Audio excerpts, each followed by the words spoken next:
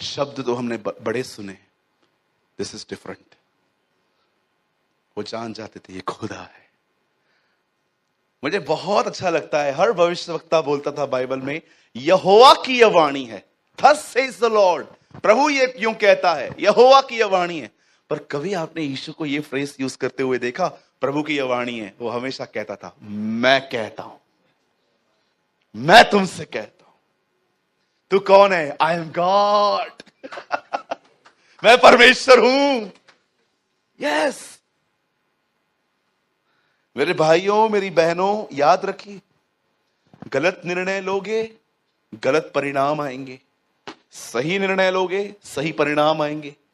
पतरस ने डिसाइड किया कि वो अपना सब कुछ छोड़ देगा और उसने यीशु मसीह के साथ हो लिया। आपने ये बात देखी? यहां देखिए, क्या आपने प्रभु यीशु मसीह में ये सुंदर बात देखी? वो जिस किसी से मिलता था वो उनकी पुरानी पहचान को ले लेता था। Have you noticed? अंधा जरूर अंधा होके आया था, लेकिन अंधा होके गया नहीं, उसने उसको ले लिया। आपको पता है, आप में से बहुत सारे लोगों को शैतान ने मूर्ख बना के रखा है, तू ऐसा है, तू वैसा है। कितने लोग आप शैतान को ये कहते हो, शट योर बिग माउथ, मेरी पहचान उसने ले ली है। मेरी जो जो क्या कह सकते हैं, मेरी जो पहचान है ना, वो उसने ले ली है। मेरे भाइयों, मेरी बहनों, मैं आप में से हर एक को इनकरेज करना चाहता हूं। आज पतरस ने निर्णय लिया कि वो सब कुछ छोड़ देगा, और उसकी पहचान बदल गई। From fisherman to fisher of man. मछुआरे से मनुष्य को पकड़ने वाला बन गया। आमीन। आज कोई निर्णय लोगे? क्योंकि आज की मीटिंग ही ऐसी है कुछ। याद रखिए, अगर मैं आपको निर्णय के लिए पहले कहूं ना, तो आप समझ जाओ कुछ संदेश ही ऐसा आएगा जिसको सिर्फ सुनने से कुछ नहीं होगा, उसके बाद कुछ निर्णय लेने पड़ेंगे आपको। लेंगे आज? कितने लोग लेंगे? आई विल बी हैप्पी अगर आप लेंगे तो। मैंने भी लिया है, ठीक है। चलिए, मैं चाहता हूं आप सब मेरे साथ आज के दिन खोलें जॉन चैप्टर 15, यूहन्ना रचित सुसमाचार।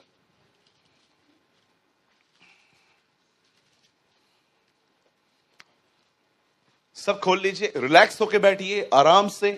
ऐसा समझिए आप घर में ही है, ओके। सोना नहीं है, खाली लेट के नहीं सुनना है। भैया आपने तो बोला घर में, हाँ, तो फिर लेट के सुनोगे?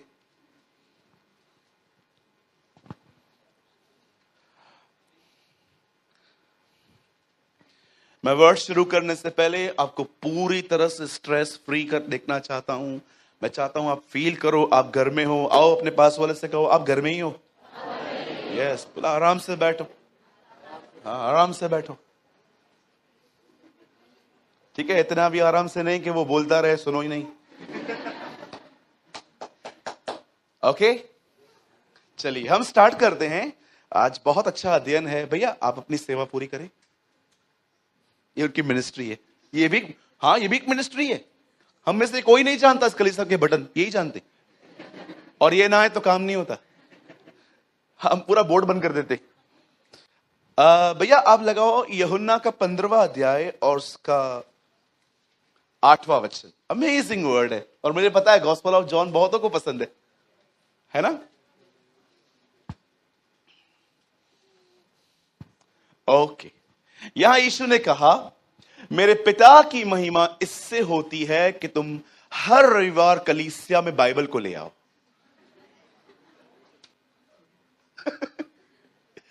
तभी तुम मेरे चेले ठहरोगे। ऐसा लिखा है? नहीं लिखा है, धन्यवाद। क्या ऐसा लिखा है यहां पर, मेरे पिता की महिमा इससे होती है कि तुम जोर जोर से गीत गाओ? लिखा है? जब आप बाइबल को पढ़ते हैं ना, आपको बाइबल को इसी तरह तोड़ तोड़ के पढ़ना चाहिए कि कौन सी वो चीज है। यहां लिखा है, here is my father's glory in that you give much fruit and so my true disciples and you are my true disciples.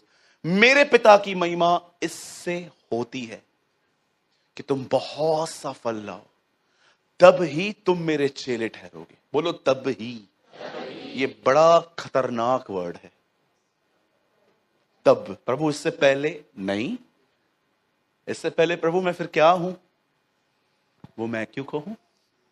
तुम बड़े समझदार लोग हो, बैंक में कितने पैसे हैं बगैर पासबुक के बता देते हो। इतने सयाने लोग हो तुम, कुछ कुछ चीजें ऐसे भी समझ लो। आइए, मैं विश्वास करता हूं परमेश्वर इस वर्ड को ब्लेस करेंगे आज। आइए, मैं चाहता हूं आप सब सामने देखें अब। ओके, अब थोड़ा हम गंभीरता से बात करेंगे। सुनिए, मैं किसी के भी खिलाफ नहीं हूं। मैं अपने हर मसीह भाई बहन का आदर करता हूं, उनकी इज्जत करता हूं। परमेश्वर मेरा गवाह है, मैं कहता नहीं हूं, मैं सच में सारे सेवकों का आदर करता हूं। पर कभी कभी मुझे लगता है कि अब हमें चुनाव करने चाहिए कि क्या हम ऐसों को सुन रहे हैं जो जस्ट हमें मोटिवेट कर रहे हैं, कि हम उनको सुन रहे हैं जो हमें एहसास दिलवा रहे हैं कि एक मसीह होने के नाते तुम्हारी कोई जिम्मेदारी भी है। क्योंकि आपको पता है लास्ट 50-60 ईयर्स से हमारी जनरेशन में एक चेंजेस आई है। अब हमें बदलने के लिए नहीं, अब हमें अच्छे अच्छे सरमन्स को सुनने की लस्ट आ गई है। ओ चलते हैं रविवार को, ये भाई हमेशा रविवार को कुछ अलग बताता है, ऐसी ऐसी बातें बताता है जो कभी सुनी ही नहीं थी हमने। मैं आपको कहना चाहता हूं ये सही इंटेंशंस नहीं है चर्च आने के। ग्रीस उन दिनों का एजुकेटेड सेंटर था जब पॉल मिनिस्ट्री करता था, आपने पढ़ा होगा। और उन दिनों में लिखा है एथेंस के लोग नई नई बातों को सुनने में अपना समय बर्बाद करते थे। आपको पता है हर बार नया नया संदेश, ऐसा मत समझो ये आपको आत्मिक बना देगा। मैंने यूट्यूब पे देखा कुछ प्रचारक भाइयों को, सभी अच्छे हैं, हम सब एक दिन एक ही साथ रहने वाले हैं, इसलिए नफरत तो किसके प्रति भी नहीं होने चाहिए। पर मैंने एक बात देखी, बहुत सारे जो लोग हैं ना, वो जस्ट लोगों को एक उत्साहित करते हैं। मैं इसके खिलाफ नहीं हूं, मुझे लगता है हमें उत्साहित होने की भी जरूरत है। कई बार हम डिप्रेस रहते हैं, और मैंने कुछ लोगों को देखा जो सिर्फ डांटते हैं। मुझे लगता है डांटने के साथ साथ हमें प्यार की भी जरूरत है। पर मुझे लगता है वो लोग कहां हैं जो सिर्फ कलीसिया को हिप हिप हुर्रे और अंत में एक्साइटेड करके सिर्फ बेच देंगे, लेकिन उन्हें एहसास नहीं करवाएंगे कि इस दरवाजे के बाहर आपके लिए कुछ है। मैं ये क्यों कह रहा हूं? क्योंकि आज का वचन जो है वो आपको महसूस करवा सकता है, आपको रियलाइज करवा सकता है कि कहां होना चाहिए जीवन, हम कहां खड़े हैं। आपको पता है जीसस ने एक पेड़ को कर्स किया था। आपको पता है जब वो बैतनिया गया तो बाइबल बताती है उसे भूख लगी, और भूखे पेट जब वो ये देख रहा था कि एक पेड़ सामने है, द बाइबल से उसने देखा पर उसको कुछ नहीं मिला। क्यों? क्योंकि उसमें फल नहीं था। बाइबल बताती है क्योंकि उसमें सीजन्स नहीं थी। आप देखिए वाटरमेलन हर समय में मीठे नहीं रहते, सीताफल हर समय अच्छे नहीं मिलते। एक टाइम आती है, इन दिनों में जैसे मैंगोस की है, आप देखो हर घर के अंदर मैंगोस पड़े हुए हैं, लोग काट के खाने के साथ खाते हैं, जूस बना के पीते हैं, अलग अलग डिशेस बनाते हैं। उसकी एक सीजन है। द बाइबल से उन दिनों में फल का समय न था। प्रभु अगर फल का समय न था तो उस पेड़ की क्या गलती है? आप क्यों उसे कर्ज कर रहे हैं? क्या आपके अंदर ये सवाल नहीं उठते? क्या आपको ये नहीं लगता कि नहीं, प्रभु अगर ऐसा कर रहा है तो देयर इज समथिंग, कुछ है। फल का समय भी नहीं है, फिर भी आप उसको श्राप दे रहे हो। आप जानते हो, यहां देखिए, एक आदमी को अंधे को ठीक करने के बाद प्रभु उसको गांव से बाहर लेके जाके बोलते हैं तुझे क्या दिखता है? बोलते हैं मुझे चलते हुए पेड़ दिखते। आपको पता है वो पेड़ नहीं थे, वो इंसान थे। यीशु ने कहा तुम लोगों को उनके फलों से पहचानोगे। याद रखिए, कहिए मेरे पीछे, आइए कहिए, पेड़ मैं हूं, फल मेरा स्वभाव है। अब बताइए कितने लोग हैं जो सिर्फ सीजन वाइज फ्रूट देते हैं सिर्फ चर्च में। चर्च में I am so kind, so lovely, आप मुझे कुछ भी काम दो मैं कर लूंगा, लेकिन बाहर सीजन ही गायब। बहुत सारे लोग कहां कब कब फल देते हैं, बोलो जब जब सीजन आती है। और जानते हो हमारी सीजन कब आती है? रविवार को सुबह 2 घंटे। हाँ, जैसे हम इस दरवाजे के अंदर आएंगे हम बदल से जाते हैं, हमें लगता है हम परम पवित्र स्थान से 10 घंटे दुआएं करने के बाद डायरेक्ट चर्च में आए। We are so kind. Peter भाई, हालेलुया। कैसे हैं भाई आप बड़े प्यारे हैं भाई, बड़े बड़े बड़े बड़े प्यारे। इधर से जैसे निकलेंगे थोड़ा सा कीचड़ अगर कोई अपने पैर पे फेंक के जाए, ओ प्रभु उसके घर तक जाएंगे हम। उसको निकाल। क्या हुआ? उसको निकाल। ये देख, उसको निकाल। इसे कहते हैं नॉन सीजन वाले लोग। इनके फल मात्र सीजन में दिखाई देते हैं और इनकी सीजन मात्र चर्च के 2 घंटा है। बहन, बच्चे को उठा के घुमा के ले आइए प्लीज, अगर वो रो रहा है तो, औरों की सवा ना खराब हो। यहां देखिए सब, यहां देखिए, यहां देखिए, यहां देखिए। कोई बात नहीं, वो बच्चा है, वो करेगा। ले ले ले ले ले ले ले ले बेबी है ना, वो चर्च का बेबी है वो। हमारे बच्चे बोलो, वो हमारे बच्चे। हाँ बोलना चाहिए आपको, हमारे बच्चे, नहीं तो आप बोलोगे। मुझे बड़ा अजीब लगता है जब बच्चा रोता है लोग इरिटेट होते हैं, इसमें कौन सी बड़ी बात है, तो होगा ना। ओके, यहां देखिए सब, बोलिए बोलिए नॉन सीजन में भी फल देने। ओके, नॉन सीजन समझे? बोलो बोलो बाजू वाले को, घर में भी फल देने। हाँ, मैं भी खुद को बोल रहा हूं, हाँ मुझे भी देने, दिए नहीं अभी तक। यहां देखिए सब, यीशु मसीह ने यहां पर कहा मेरे परमेश्वर की महिमा, मेरे पिता की महिमा इससे होती है कि हम फल लाएं। क्यों ऐसे कहा प्रभु ने? मैं आपको बहुत विस्तार से समझाना चाहता हूं आज, सुनिए।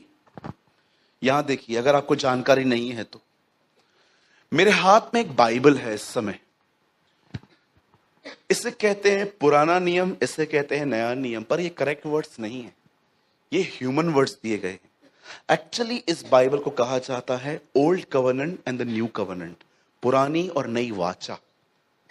पुरानी वाचा में किताबें हैं 39 और नई वाचा में किताबें हैं 27। सुनिए, यहां देखिए, 3 क्वार्टर ओल्ड टेस्टामेंट है, 1 क्वार्टर न्यू टेस्टामेंट है। ओके, अब ये पुराना नियम जो है ना, इसमें महिमा का जो स्थान था वो अलग था। इसमें अधिकतर लोग महिमा करते थे गीतों को गा के। आप में से कितने लोगों ने देखा जब वाचा का संदूक वापस आया तो दाऊद उसे कैसे ले आया? Have you noticed? कैसे आया? डांस कर करके आया। हाँ, ऐसे करिए। अब ये पीछे की 3 उंगलियां बंद कीजिए, एक करिए, कहिए बल्ले बल्ले, ऐसे।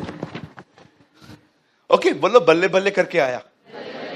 दाऊद नाच रहा था, दाऊद के कपड़े फट गए। मीशेल लिखा है इसे तुच्छ जान रही थी, उसकी बीवी उसको देख रही थी। कभी कभी देखा होगा आप लोग जुलूस में लोग कैसे कैसे डांस करते थे। दाऊद है ना एकदम सा खो चुका था कि वो एक किंग है। ओ मेरी दुआ है हम ऐसे बने, हम भूल जाएं हम कौन हैं और कमरे बंद करके हे तो गाओ हालेलुया, तो गाओ हालेलुया। कितने लोग हैं जो चाहते हैं ओ प्रभु वो पुराने दिन लौटा लिया, जब हम कमरे बंद करके कोई चिंता नहीं होती थी, घंटों भर पड़े रहते थे अंदर, घुटनों पे आते थे, रोते थे, फिर उठ के वर्शिप करते थे, फिर नाचते थे। वो रिवाइवल के डेज थे आपके अंदर, बेदारियों के दिन थे वो आपकी। लेकिन अगर आपकी चर्च आपकी वर्शिप पैटर्न में आ गई है, अब सोचो आप निकल आए वहां से। दाऊद वर्शिप करते करते आ रहा था, उसके कपड़े फट रहे थे और उसकी बीवी उसको ऊपर से देख रही थी, और लिखा है उसने उसे तुच्छ जाना। ऐसा लिखा है उसने उसे तुच्छ जाना। किंग है ये, ऐसे काम करता है। लेकिन दाऊद को फिक्र ही नहीं है। दाऊद तो कहता है मैं यहोवा के लिए इससे भी ज्यादा नीचे जाने को तैयार हूं।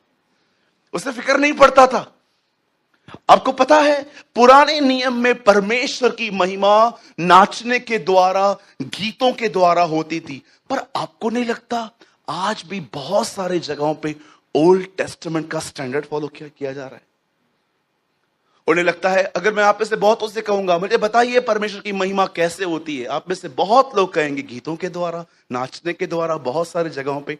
लेकिन अब नए नियम में यीशु मसीह आने के बाद वो बताता है, अब आओ मैं तुम्हें उसको महिमा देने का एक और रास्ता बताता हूं जो वो चाहता है। मेरे पिता की महिमा इससे होती है कि तुम फल लाओ। आप में से बहुतों ने परमेश्वर को महिमा गीतों के द्वारा देना सीखी है। कितने लोग हैं यहां पर जिन्होंने परमेश्वर को महिमा चरित्र के द्वारा देना सीखी है? टेल मी, क्या आप एक ऐसे व्यक्ति हैं जिसके अंदर ये डिजायर है, through my character I want to glorify you O Lord, मेरे चरित्र के द्वारा तुझे महिमा मिलनी चाहिए? जरा सोचो कितनी ऑनरेबल बात होती है। पूरी ट्रेन खचाखच भरी हुई है, आपने दौड़ लगाई थी सीट पकड़ने के लिए, लेकिन कोई था आपके सामने जिसको देख के आपको लगा मुझसे ज्यादा तो उसकी हालत खराब है। आप उठ के खड़े हो गए और आपने उसको बैठने दे दिया। आप बैठिए सर। आपने देखा ट्रेन में जो स्वार्थ दिखता है लोगों का, आप देखो सीट की जगह पे ओ क्या करते हैं, दादर में लफड़ा हो डोंबिवली तक मारते। हाँ, ओ मैं आपको बताऊं, मेरी बहनों बुरा मत मानना, मैंने बहनों के कंपार्टमेंट में देखा है बाल खींच खींच के मारती हैं एक दूसरे को। एक दिन मैं बिल्कुल बहनों के कंपार्टमेंट के पास में चढ़ा था, मैं पेपर लेके पढ़ रहा था अपना, लेट हो गया था मुझे। मैंने देखा वहां पर सब बहनें बैठी थी, मैंने ऐसे पेपर कर दिया, मेरा क्या काम वहां देखना। मैं पढ़ रहा था, अचानक गालियों की आवाज आई, ए तू बैठना, मैं दादा से चढ़ी है। तो क्या हुआ, मैंने रुमाल डाला था तो ताजमहल पे डालेगी वो भी तेरा हो जाएगा क्या? ओ झगड़े हो रहे थे इनके आपस में।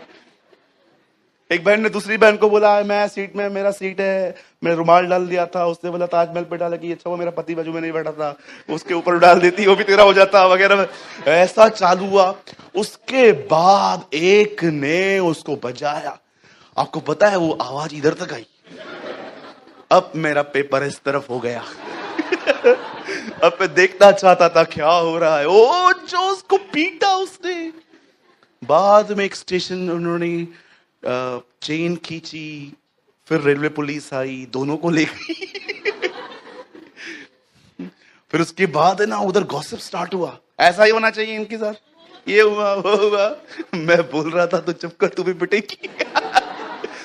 देखो कभी कभी ट्रेन, आपको पता है कितनी बार हमारे स्वार्थ के कारण हम खुदा को कोई जलाल नहीं दे पाते। मैं अपनी बड़ाई नहीं कर रहा हूं, मुझे हमेशा ट्रेन में एक व्यक्ति दिखता, प्रभु दिखाते थे और कहते थे जब मैं जॉब करता था इसको सीट दे दे। याद रखिए, आप में से बहुत सारे जो लोग हैं जानते हो वो क्यों नहीं बढ़ते? क्योंकि आपके अंदर विवेक है, मुझे कौन देख रहा है, मैं क्यों इतना बाइबल पढ़ूं, मुझे कौन सा रविवार को प्रचार करना है। आपको पता है ये एक पेड़ का स्वभाव नहीं है, आप उसे नोटिस करो या न करो वो बढ़ता जाता है। मैंने बहुतों को देखा जब वो मसीह बने ना, वो नहीं बढ़ रहे थे। जब उनको सेवकाइयां दी ना, जब उनको मिनिस्ट्री मिली ना, अचानक वो बहुत बढ़ने लग गए। क्यों? क्योंकि अब आपको कोई नोटिस कर रहा है। कितनी बड़ी हिपोक्रेसी है ना ये। मैंने बहुतों को देखा है, जानते हो उनको बढ़ने की इच्छा क्यों नहीं है? मुझे कौन देख रहा है भाई, मुझे कौन वॉच कर रहा है? इधर ही मैं आपको कहूं ना, आपको ये रविवार को यहां पर वचन बोलना है, मैं आपको बताऊं आप पूरा हफ्ता बाइबल पढ़ेंगे। अरे बाप रे भैया ने काम दिया है, अरे बाप रे ब्रदर ने काम दिया है, अरे पता 45 मिनट 45 मिनट्स बोलना है। अरे मैं आपको सच बताता हूं, आप रात भर नहीं सोएंगे। क्यों? क्योंकि आप नोटिस किए जा रहे हो। बहुत लोग जानते हो क्यों बढ़ते हैं? क्योंकि उनको नोटिस किया जा रहा है। अगर पेड़ ये कहे ना कि मैं क्यों बढ़ूं, मुझे कौन नोटिस कर रहा है, ये उसका स्वभाव नहीं है। This is not his nature. वो बढ़ता जाता है। किसी ने कहा पेड़ ट्रेवल नहीं करता, रॉन्ग। पर आपको पता है जड़ें ट्रेवल करती है, वो ढूंढ लेती हैं पानी को। मैं इन दिनों में पूरे वीक में पेड़ों के ऊपर स्टडी कर रहा था। मैं आपसे पूछना चाहता हूं, आप इसलिए बढ़ रहे हैं क्योंकि आप नोटिस किए जा रहे हैं? कभी आपने सोचा है क्यों जब मुझे कोई काम मिलता है तो मैं अलर्ट हो जाता हूं? क्यों? बहुत लोग दूसरों को जानते हैं पर खुद को ही नहीं पहचान पाते। कभी कभी आपने देखा है, क्या आपके अंदर ऐसी बातें हैं कि आप कह सको मुझे कौन देख रहा है, पर फिर भी मैं बढ़ूंगा। I want to be grow, मैं बढ़ूंगा, मैं आगे जाऊंगा। अगर आप इसलिए बढ़ते हो क्योंकि आपको सेवा मिली है, मैं आपको मुंह पे कह सकता हूं, यू आर ए हिपोक्रेट। आप एक पाखंडी हैं, क्योंकि आपकी उन्नति अब दूसरों को दिखानी है इसलिए आप कर रहे हो। ये एक पेड़ का स्वभाव नहीं रहता। आपको पता है हर चीज में जिसमें अर्थ में जीवन है वो बढ़ रही है। जिस चीज में जीवन होता है ना वो बढ़ती है। मुझे आज भी याद है, मैंने चर्च के एक बार एक भाई को मैंने बहुत उत्साहित किया, आप बाइबल बहुत पढ़ो। यू नो लास्ट में उसने मुझे आंसर क्या किया? I was very disappointed. Brother मैं क्यों पढ़ूं, मेरे को संडे को थोड़ी प्रचार करना है। क्या बोला, मैं क्यों इतनी बाइबल पढ़ूं? आप बोल रहे हो 3 घंटे पढ़, 2 घंटे पढ़, मैं क्यों पढ़ूं? मुझे थोड़ी ना इतना प्रचार करना है। मैंने कहा मतलब आपको तब करना चाहिए जब आप प्रचार करते हो। यू नो बहुतों का ये नेचर है, उनको कोई वॉच नहीं कर रहा इसलिए उनके अंदर बढ़ने की भूख भी नहीं है, लेकिन जब थोड़ी सेवा मिल जाती है, थोड़ा लोगों के सामने आ जाते हैं, फिर पढ़ना चालू करते हैं। क्यों? क्योंकि आप नोटिस किए गए हो। अरे कौन जानता था यीशु को 30 साल तक कि वो एक मसीह, वो हमारा मसीहा है। आज तक भी लोग नहीं मानते हो कि वो हमारा मसीह है। पर क्या जीसस कभी पीछे था? उसका नेचर था हर दिन पढ़ना, क्योंकि वो लोगों के लिए नहीं, वो अपने स्वर्गीय पिता के लिए पढ़ता था। मुझे लगता है आप में से बहुतों की फाउंडेशन गलत है। आप इसलिए ग्रो कर रहे हो इन दिनों में क्योंकि अब आप नोटिस किए जा रहे हो। जी नहीं, ये गलत है। आप जानते हो आज से बहुत साल पहले, यहां देखिए, मैं आपको बताना चाहता हूं एक नया वे है परमेश्वर को महिमा देने का। जैसे मैंने एग्जांपल दिया, ट्रेन के अंदर आप थके हुए हो और खुदा आपको कहता है उसको प्लेस दे। आपको पता है उसको प्लेस देने के बाद आप कितना आराम से उसे बता सकते हो कि आप ऐसे क्यों। हमें से बहुत सारे लोग मात्र शब्दों के सुसमाचार रखें। कभी कभी आप देखिए, आपको सब कुछ पता रहता है कि क्या हो रहा है, फिर भी आप शांत रहते हो, टाइम ढूंढते हो कि नहीं अभी बात नहीं करनी है मुझे। आपको पता है एक फल है। मैं आपसे एक बात पूछूं, बुरा नहीं मानेंगे, ऐसा मत समझिएगा कि मैं ऐसे परफेक्ट हूं, मैं भी सिद्ध नहीं हूं, मैं भी बढ़ रहा हूं। मैं आपसे पूछना चाहता हूं, आप में से कितने लोग हैं यहां पर जो दूसरों को ठीक से सुनते हैं? बोलिए। मेरे ऑफिस में कुछ समय पहले एक परिवार मुझसे मिलने आया। कुछ प्रॉब्लम थी उनको। आपको पता है प्रॉब्लम जो थी, उन्होंने मुझे 5 बार सेम प्रॉब्लम बताई। आधा घंटा हो गया, अब मैं थोड़ा ऊबने लगा था और लास्ट में उन्होंने मुझे कहा एक बार और सुन लो ना। मैंने कहा बताओ। उन्होंने फिर से बताया। आपको पता है बताने के बाद मैंने ये बात देखी, बताते बताते बताते बताते बताते वो खुश हो गए थे। बातें मुझे मालूम पड़ा इनकी प्रॉब्लम एक्चुअली ये है, इनको कोई सुनता ही नहीं है।